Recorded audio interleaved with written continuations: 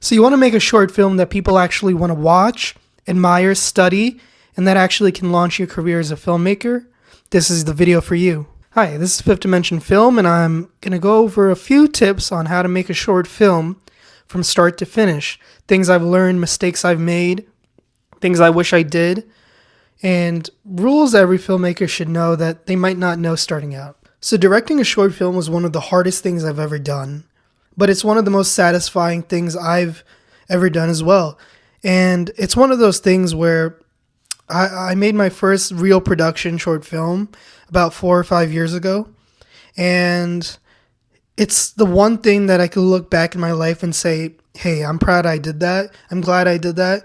And that's something not everyone can do, because making a good short film is hard. Pointing a camera at two of your stupid buddies and just telling them to say a couple of different things, yeah, that's technically a short film, but who's going to want to watch that? I mean, I'll reserve the right that there's someone who's really talented that can make that work. And there are people who can do that and people who've done that. But for the most part, most people aren't going to be able to make a good short film under those conditions. So here are a list of steps, and 9 to be exact, of things you need to do to really make a short film that looks professional starting out.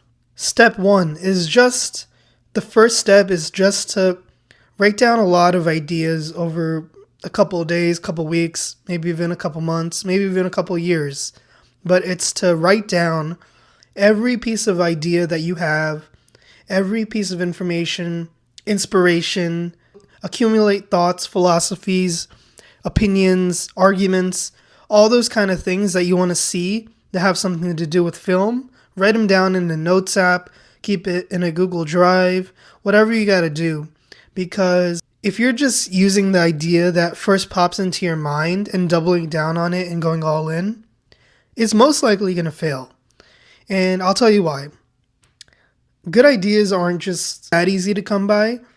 Everyone has a decent idea, and the first idea that comes to your mind that's actually halfway decent, people really elevate that idea to make themselves think that it's way better than it is. Sometimes it is a great idea. Some people will come up with a good idea their first try, their first shot. But for the most part, you want to at least give yourself the benefit. You want to give your audience, your cast, your crew the benefit of at least coming up with a few different ideas before doubling down and going all in on one idea. Anyways, and you're not going to use 99% of that, but you want to at least have a running list, because what if you come up with a great idea that's even better than your first idea? And that happens with almost everyone, so you want to keep that list. Anyways, that's step 1. Step 2 is to work on a film production. You want to be able to work on films, and that could be any level of films. That could be a Netflix film, that could be your buddy's film, that could be a film you found on Facebook that people are producing. You could jump into a film set on the street if you find one. Whatever it is, you want to make sure you're working on a film at least one time before you shoot your film. And I'll tell you why. I have experience with this. So when I first wanted to make a short film, I was thinking of all these great ideas, trying to, double down on my first idea, whatever. And then I saw a YouTube video, much like this one, saying, hey, you gotta, go out there, work on different films, make different connections. And I thought, kind of stupid, right? I don't need to work on a film to make a film. Little did I know that you really do. And it's gonna bring your film to an amateur level that not a single person will want to watch, to actually professional, where people will give you compliments saying, hey, that looks and feels really good. That's a professional looking movie. So you definitely want to work on a film. When I first started getting really serious about filmmaking, I've been making movies and shorts and wanted to be a filmmaker since I was in like 9th, 10th grade.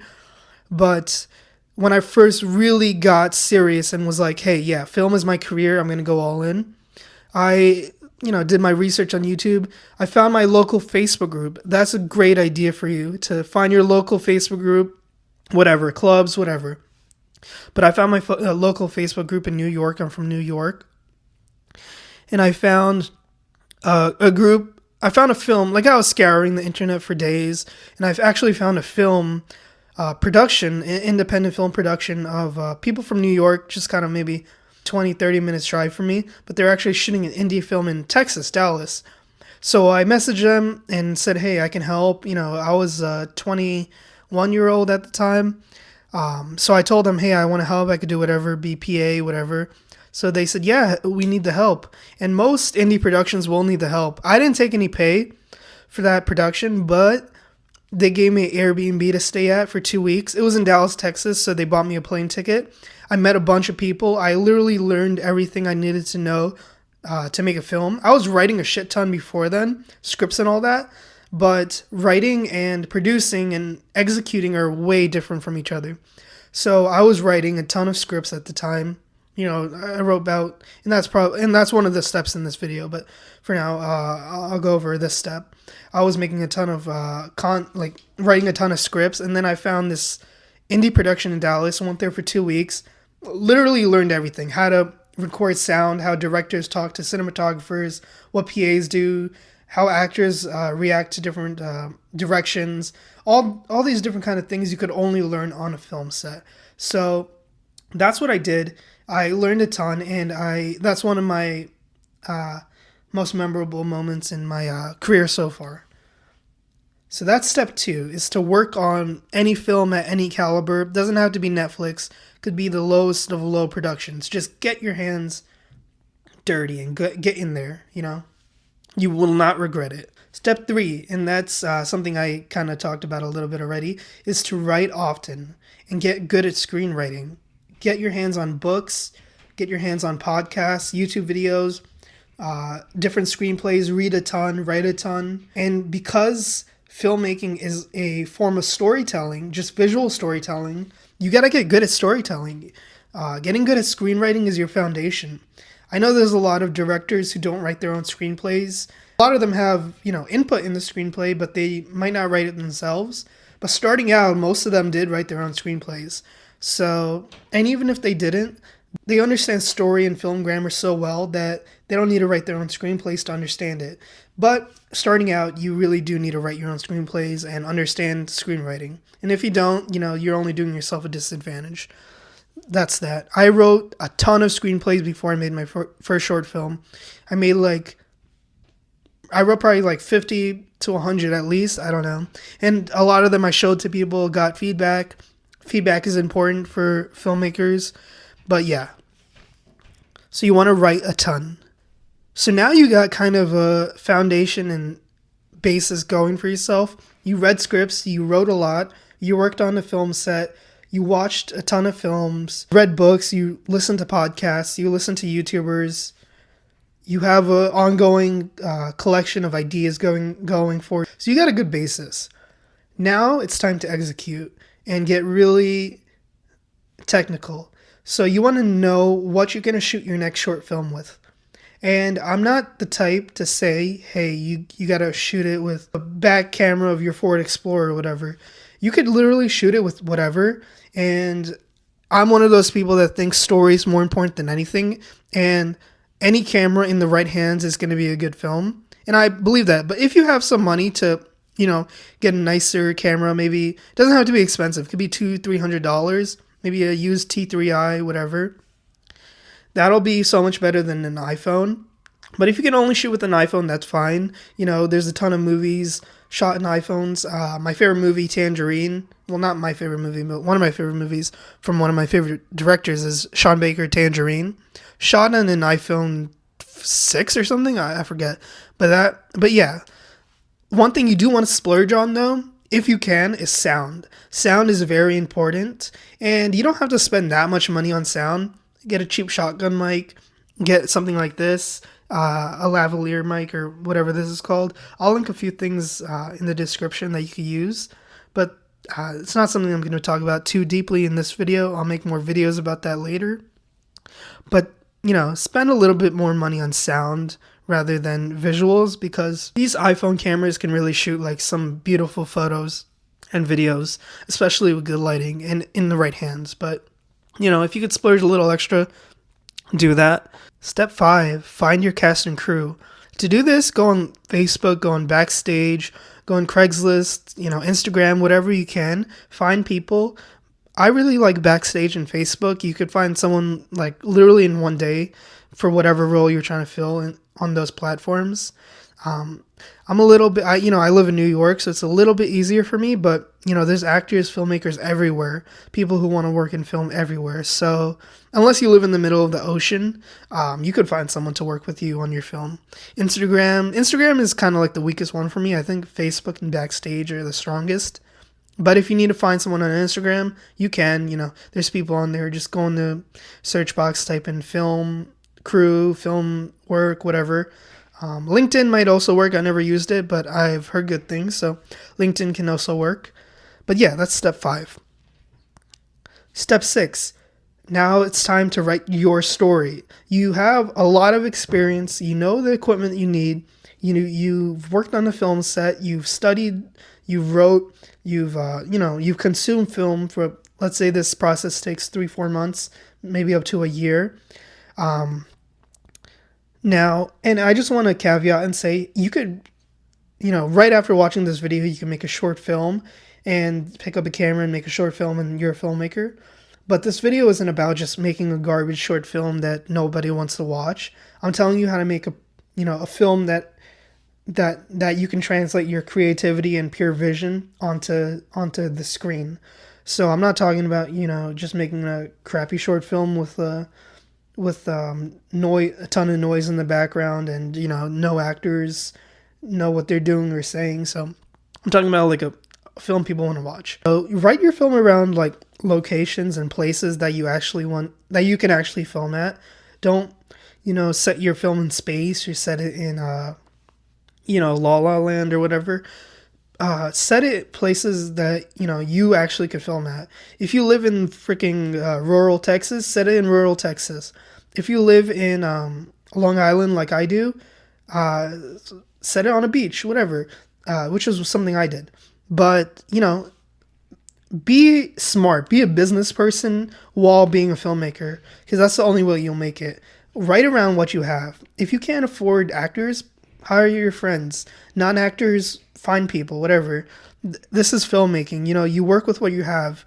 Limitations lead to innovations.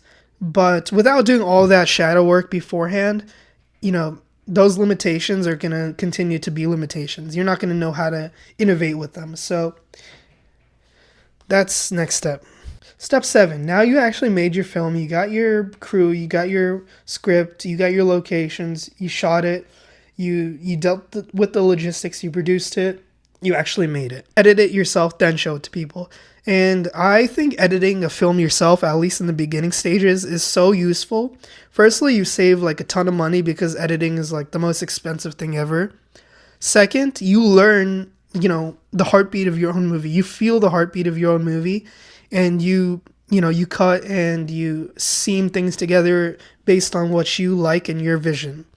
Having an editor, something might, not look good, although they might give you a few different tries. It's not going to be the same. And also, editing your own short film isn't hard. Like, literally a 10-year-old could edit on a Hollywood level. All you need to do is know how to cut. And you could do that on iMovie, this and that. And, some people might say, oh, editing is more than that. You need to know how to color. You need to know how to sound design, all that.